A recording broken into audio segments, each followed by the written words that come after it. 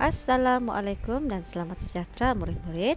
Kita akan teruskan pembelajaran kita di unit 18 dengan tajuk Taman Negara Kita. Aktiviti kita pada hari ini ialah melengkapkan pantun. Murid-murid boleh merujuk buku teks pada muka surat 36 dan seterusnya buku aktiviti pada muka surat 42. Sebelum kita teruskan, mari kita bersama-sama mengenali pantun terlebih dahulu. Pantun adalah sejenis puisi lama yang biasanya terdiri daripada 4 baris. 2 baris pertama merupakan pembayang maksud dan 2 baris kemudian mengandungi maksud pantun. Rima ialah bunyi yang sama pada huruf atau kata akhir dalam sesuatu rangkap pantun. Rima atau bunyi akhir di hujung baris adalah sejajar.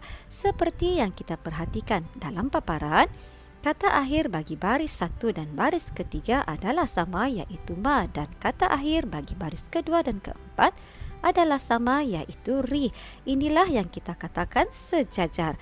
Bagi pantun 4 kerat, rima akhir berbentuk E, B, E, B.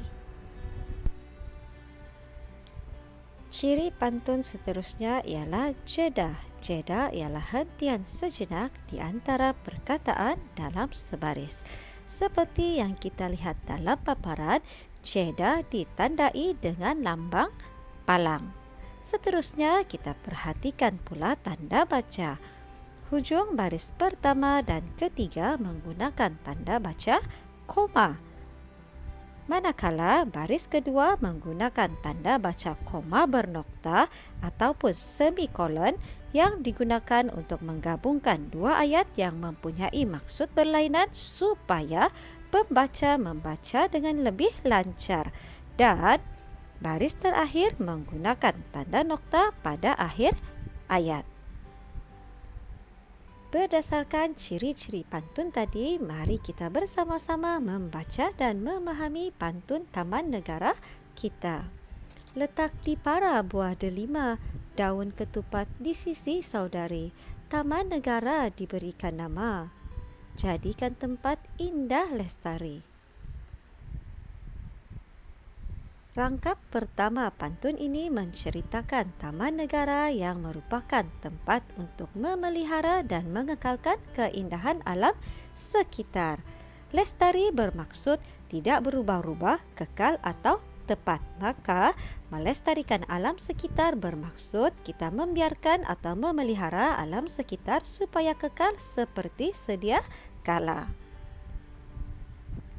Hilang kejora menjelang pagi. Nampak titisan belumlah cair. Taman negara tanahnya tinggi, jadi kawasan tadahan air. Dalam rangkap kedua pula menceritakan tentang taman negara yang terletak di kawasan tanah tinggi yang merupakan kawasan tadahan air. Kawasan tadahan air ialah kawasan yang ditampung secara semula jadi melalui landscape-nya. Air hujan dan air yang dialirkan keluar dari kawasan ini akan mengalir terus ke dalam tasik, sungai dan juga laut. Aktiviti kita yang seterusnya adalah dalam buku aktiviti jilid 2 muka surat 42. Cipta pantun 4 kerat berpandukan maksud pantun yang diberikan. Tajuk pantun yang akan kita cipta adalah meraikan Hari Bumi. Sebelum kita teruskan, perkara yang perlu kita ambil berat adalah pada penggunaan tanda baca. Seperti yang telah kita pelajari tadi, baris pertama dan ketiga di hujungnya menggunakan tanda koma. Baris kedua menggunakan tanda koma bernokta ataupun semikolon, dan pada baris keempat menggunakan tanda nokta. Perkara kedua yang perlu kita perhatikan adalah rima pantun. Seperti yang kita pelajari tadi, rima pantun adalah sejajar iaitu A, B, A, B. Baris pertama sama dengan kata akhir baris ketiga, manakala kata akhir baris kedua sama dengan kata akhir baris keempat.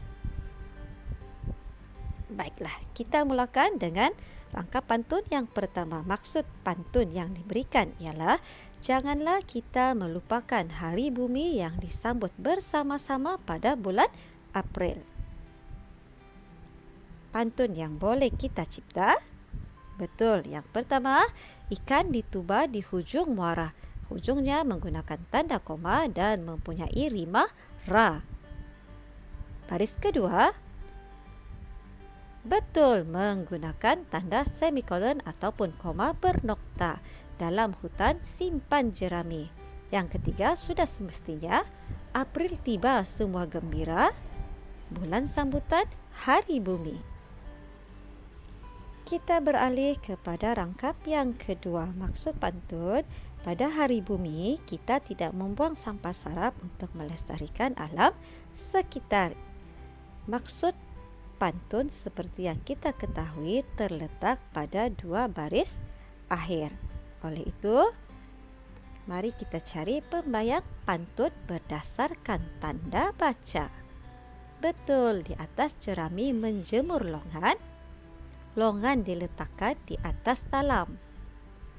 Hari Bumi sifar buangan untuk lestarikan semesta alam. Rangkap yang ketiga pula, kita boleh melakukan pelbagai aktiviti bersama-sama pada Hari Bumi. Baris pertama, mengail ikan di atas jeti, berumpankan ikan anak gelama. Boleh lakukan pelbagai aktiviti, kita jalankan bersama-sama.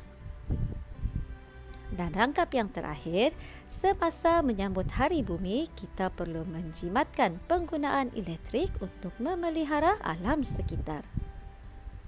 Daun beremi banyak dipekan, ada gamat juga mutiara. Hari Bumi kita raikan, elektrik dijimat, alam terpelihara. Tahniah murid-murid kerana telah berjaya mencipta pantun 4 karat berpandukan maksud pantun yang diberikan. Perlu murid-murid ingat cara untuk mencipta pantun. Yang pertama, perhatikan atau cari atau kenal pasti maksud pantun terlebih dahulu. Kemudian, perhatikan pula tanda baca. Dan yang seterusnya, perhatikan rima pantun. Baiklah murid-murid, sebelum kita akhiri kelas kita pada hari ini, ingin cikgu ulang semula. Cikgu ulas sedikit mengenai tajuk kita pada hari ini, iaitu Taman Negara dan juga meraihkan Hari Bumi. Pembangunan yang semakin pesat dan tidak terancang membawa kemusnahan kepada alam sekitar. Hakikatnya, kemusnahan alam sekitar akan membawa malapetaka dan bencana berterusan buat kita semua, kerana persekitaran mempunyai kesan besar terhadap kehidupan manusia, khususnya daripada segi tahap kesihatan termasuklah kualiti hidup. Oleh itu, apa yang boleh kita lakukan ialah kurangkan pembaziran air dan kurangkan pembaziran tenaga elektrik. Kurangkan penggunaan plastik dan sama-sama kita tingkatkan penggunaan bahan kitar semula. Sama-sama kita pelihara alam sekitar untuk kebaikan kita bersama. Baiklah murid-murid, sila lengkapkan latihan di muka surat 42 serta baca semula pantun meraihkan Hari Bumi dan pantun Taman Negara kita dengan sebutan dan intonasi yang betul. Baiklah murid-murid, sampai di sini sahaja pembelajaran kita pada hari ini. Tahniah, terima kasih dan kita jumpa lagi. Bye.